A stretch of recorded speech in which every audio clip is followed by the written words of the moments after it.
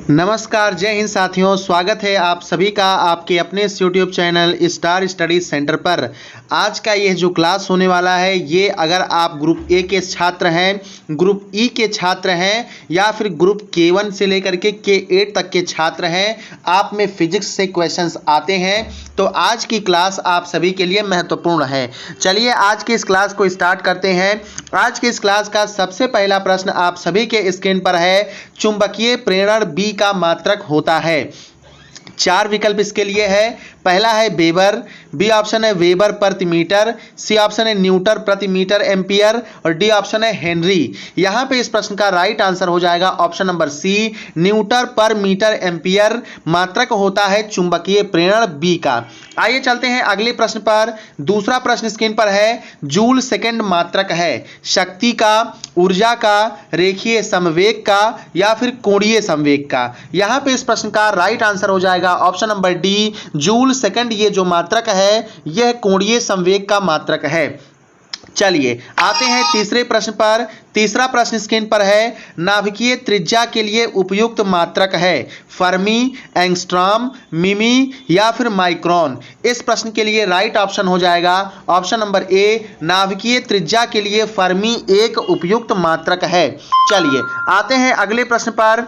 अगला प्रश्न स्क्रीन पर है। देखिए यहां पर पूछा गया है पेट्रोल इंजन की दक्षता लगभग कितनी होती है, 50%, 30%, 25% या फिर 10%। यहां पे इस प्रश्न का राइट आंसर होगा option number B, petrol engine की जो दक्षता है वह लगभग 30% होती है। आइए चलते हैं अगले प्रश्न पर।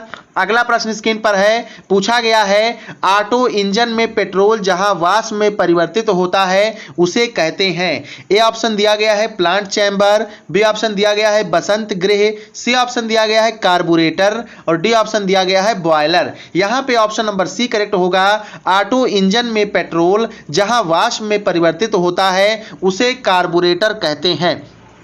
आइए देखते हैं अगला प्रश्न। अगला प्रश्न पूछ रहा है किरचॉफ के नियम की प्रायोगिक व्याख्या किसके द्वारा की गई, फ्राउनहोफर द्वारा, ऋषि द्वारा, प्लांक द्वारा या फिर स्टीफन द्वारा। किरचॉफ के नियम की प्रायोगिक व्याख्या ऋषि द्वारा की गई, इसलिए ऑप्शन नंबर बी करेक्ट हो जाएगा।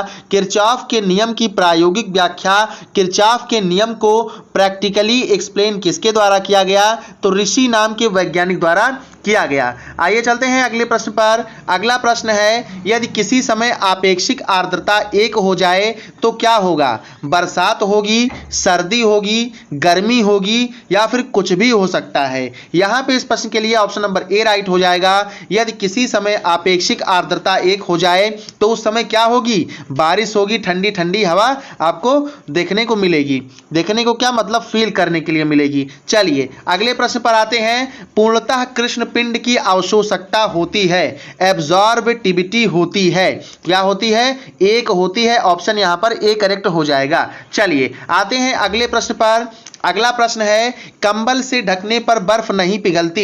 आपने देखा होगा जो लोग स्ट्रीट पर मैंगो शेक वगैरह बेचते हैं, वो जब बर्फ लाते हैं तो या तो कंबल से ढके रहते हैं या फिर सूती बोरे से ढके रहते हैं। तो यहाँ पे प्रश्न उसी से संबंधित है। आप अपने प्रैक्टिकल लाइफ में देखते भी हैं कि बर्फ जो है लाया जाता है तो सूती बोरे में या फिर कंबल में लपेट कर लाया जाता है। तो कंबल से ढकने पर बर्फ नहीं पिघलती है क्योंकि कंबल ऊनी होता है, क्या ये राइट आंसर होगा। क्योंकि कंबल ऊष्मा का सुचालक होता है तो क्या ये राइट आंसर होगा। क्योंकि कंबल मोटा है तो क्या ये राइट आंसर होगा। क्योंकि कंबल ऊष्मा का कुचालक होता है। तो बी ऑप्शन अगर आप कर दिए तो बिल्कुल सत्यानाश। अगर कंबल ऊष्मा का सुचालक हो गया, ठीक है, हीट का गुड कंडक्टर हो गया, तब तो बर्फवा का सत्यानाश हो जाएगा, 2 मिनट में सब पिघल जाएगा। तो ये ऑप्शन आपका बिल्कुल करेक्ट हो जाएगा, ब्लंडर मिस्टेक हो जाएगा। यहां पे राइट आंसर ऑप्शन डी होगा। कंबल जो होता है मेरे भाई वो ऊष्मा का कुचालक होता है, इंसुलेटर होता है, ठीक है, इंसुलेटर होता है। चलिए अगले प्रश्न पर आते हैं। पूछा गया है कैलोरीमीटर तांबे का बनाया जाता है। कैलोरीमीटरवा को तांबे का बनाया जाता है, क्या कारण है, क्योंकि तांबे की विशिष्ट ऊष्मा कम होती है, क्या ये राइट आंसर हो जाएगा। क्योंकि तांबा मजबूत होता है, क्या ये राइट आंसर हो जाएगा। क्योंकि तांबा ऊष्मा का सुचालक होता है, कंडक्टर होता है, क्या ये राइट आंसर हो जाएगा। या फिर तांबे पर जंग नहीं लगता, ठीक है, इसमें रस्टिंग देखने को नहीं मिलती। क्या ये राइट आंसर हो जाएगा? तो कैलोरीमीटर को तांबे से इसलिए बनाया जाता है क्योंकि तांबा जो है भैया ये ऊष्मा का सुचालक होता है। ऑप्शन नंबर इस प्रश्न के लिए सी करेक्ट हो जाएगा। आइए चलते हैं अगले प्रश्न पर। अगला प्रश्न स्क्रीन पर है, पूछा गया है द्वितीयक रंग है। यहां पे इस प्रश्न का ऑप्शन डी करेक्ट हो जाएगा। मैजेंटा, सियान और पीला ये तीनों कैसे हैं? सेकेंडरी कलर्स हैं, द्वितीयक रंग हैं। अगला प्रश्न है, जब श्वेत प्रकाश कांच के प्रिज्म में से गुजरता है तो दूसरी ओर प्राप्त स्पेक्ट्रम में जिस रंग का विचलन न्यूनतम होता है वह है। देखिए प्रिज्म इस प्रकार से आपको देखने को मिलता है, ये 2D में बना है बट प्रिज्म आपका 3D में होता है। ठीक है, आपने अपने कॉलेज के स्कूल के लेबोरेटरीज में देखा होगा। तो जब इससे एक सीधी सी लाइट, सफेद लाइट जो है आपतित की जाती है प्रिज्म के सरफेस पे तो देखने को मिलता है स्पेक्ट्रम कुछ इस प्रकार का। ठीक है, कई प्रकार के कलर का स्पेक्ट्रम देखने को मिलता है। चलिए हम बना भी देते हैं। देखिए नीला हो गया, देखिए हरा हो गया, ठीक है, और ये हल्का सा देखिए, तो इस प्रकार से आपको देखने को मिलता है। तो इन सातों, इन चारों, इन सभी स्पेक्ट्रम्स में से 7 स्पेक्ट्रम निकलते हैं। तो इनमें से किस रंग का न्यूनतम विचलन होता है उसी को बताना है। तो यहाँ पे लाल रंग का न्यूनतम विचलन होता है। जबकि बात करें तरंग दैर्ध्य की तो सबसे अधिक लंबी तरंग दैर्ध्य जो होती है वो लाल कलर की होती है। चलिए आते हैं अगले प्रश्न पर। अगला प्रश्न है, निम्नलिखित में से प्रकाश के किस रंग की तरंग दैर्ध्य अधिक लंबी होती है? तो अभी मैंने बताया लाल कलर की। ऑप्शन यहां पर डी करेक्ट हो जाएगा। चलिए आते हैं अगले प्रश्न पर। अगला प्रश्न है, आपतित प्रकाश की तरंग दैर्ध्य बढ़ाने पर किसी माध्यम के अपवर्तनांक पर क्या प्रभाव पड़ता है? तो अपवर्तनांक घटता है। ऑप्शन यहां पर इस प्रश्न के लिए ए करेक्ट हो जाएगा। चलिए आते हैं अगले प्रश्न पर। पूछा गया है, प्रिज्म के अल्पतम विचलन कोण का मान निर्भर करता है केवल प्रिज्म कोण पर, प्रिज्म कोण और अपवर्तनांक पर, केवल अपवर्तनांक पर, या फिर उपरोक्त में से कोई नहीं। इस प्रश्न का ऑप्शन बी करेक्ट होगा। प्रिज्म के अल्पतम विचलन कोण का जो मान है वह प्रिज्म कोण और अपवर्तनांक पर निर्भर करता है। Option number B is the right answer for this question. चलिए आएंगे अगले प्रश्न पर। प्रकाश का आधुनिक सिद्धांत है तो दे ब्रॉगली का ऑप्शन यहां पर ए करेक्ट हो जाएगा। चलिए आते हैं अगले प्रश्न पर। अगला प्रश्न स्क्रीन पर है, बहुत महत्वपूर्ण प्रश्न है। किरचॉफ का प्रथम नियम है ऊर्जा संरक्षण का नियम, द्रव्यमान संरक्षण का नियम, आवेश संरक्षण का नियम, या फिर संवेग संरक्षण का नियम। तो किरचॉफ का जो प्रथम नियम है ये आवेश संरक्षण का नियम है। अब आप सभी लोग कमेंट करके बताइएगा क्लास एंड होने के बाद कि क्या किरचॉफ का जो दूसरा नियम है क्या वह ऊर्जा संरक्षण के नियम से संबंधित है? संबंधित है तो लिखिएगा हाँ, और नहीं है तो लिखिएगा नहीं। ठीक है, चलिए आते हैं अगले प्रश्न पर। दो समांतर धारावाही तार जिसमें एक ही दिशा में विद्युत धारा प्रवाहित हो रही हो।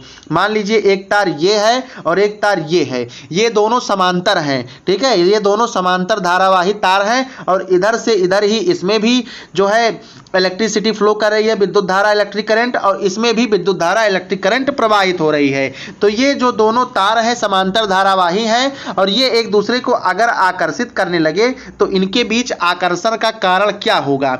उनके बीच के विभवांतर, ठीक है, या फिर उनके बीच अन्योन्य प्रेरण, या फिर उनके बीच विद्युत बल होगा, या फिर उनके बीच चुंबकीय बल होगा। यहां पे इस प्रश्न का राइट आंसर हो जाएगा ऑप्शन नंबर डी, उनके बीच चुंबकीय बल होगा जिसके कारण वे दोनों आकर्षित करेंगे। अगला प्रश्न है, भारत में प्रत्यावर्ती धारा की आवृत्ति लगभग है तो 50 हर्ट्ज है। ऑप्शन यहां पर ए करेक्ट हो जाएगा। आइए चलते हैं अगले प्रश्न पर। अगला प्रश्न स्क्रीन पर है, किसकी चुंबकीय प्रवृत्ति ताप पर निर्भर नहीं करती है? ठीक है, बताइएगा किसकी चुंबकीय प्रवृत्ति ताप पर निर्भर नहीं करती है? प्रतिचुंबकीय की, अर्धचुंबकीय की, लौह चुंबकीय की, या फिर फेराइट की? यहां पे इस प्रश्न का ऑप्शन नंबर ए करेक्ट होगा। प्रतिचुंबकीय की चुंबकीय प्रवृत्ति जो होती है, मैग्नेटिक टेंडेंसी जो होती है, वो टेम्परेचर पर डिपेंड नहीं करती है। आइए चलते हैं अगले प्रश्न पर। अगला प्रश्न स्क्रीन पर है, किसी चुंबक को गर्म करने पर, मान लो ये बेचारा एक चुंबक है, ऐसे तो चुंबक रहता है बीच में कुछ इस टाइप का, ठीक है, वैसे चुंबक राड में भी आते हैं, ठीक है, तो कोई भी आप एज्यूम कर लीजिए। तो चुंबक को जब गर्म कर देंगे तो क्या होगा, उसका जो मैग्नेटिज्म है वो निर्बल हो जाएगा, या चुंबकत्व जो है मैग्नेटिज्म जो है वो प्रबल हो जाएगा, या ध्रुवता परिवर्तित हो जाएगी। ठीक है, पोलैरिटी जो है उसमें चेंज हो जाएगी, नॉर्थ का साउथ हो जाएगा, साउथ का नॉर्थ हो जाएगा, या फिर कोई प्रभाव नहीं पड़ेगा।